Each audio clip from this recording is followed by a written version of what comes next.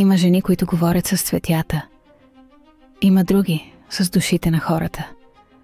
Но тя чуваше бъдещето. Ванга. Жената, която виждаше отвъд времето. Като малка Вангелия Гущерова била съвсем обикновено дете. Родена е през 1911 година в Струмица, днешна Македония, която по онова време била част от Османската империя. Когато е на 12 години, попада във внезапна буря, която я отнася. Намират я след дълго търсене, затрупана с камъни и пръст в една нива. Жива, но сляпа. Когато бурята отне зрението й, тя получи друго нещо, което нито науката, нито вярата могат да обяснят до край. Тогава още дете Ванга започна да вижда друго. Те идваха от цял свят. Политици, майки, писатели, генерали.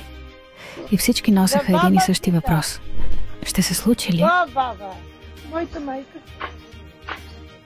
Жива е. Жива е. Моите баби и дедо са до него.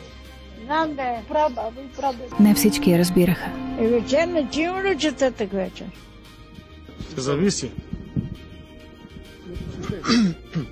Трябва да се уточнят някои работи. Иначе, ако не се уточнят, по каноните не бъде всичко, ние не може да дойдем.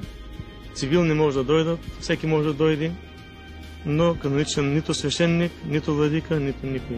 Но всички усещаха нещо. Нещо дълбоко. Нещо древно. Сякаш гласът й идваше не от устата й, а от самата земя. А ти? Ако можеше да застанеш пред баба Ванга сега, какво би я попитал? Напиши в коментарите. Аз съм Илея Нова. И понякога, в тишината между световете, чувам шепот. Може би не сме толкова сами.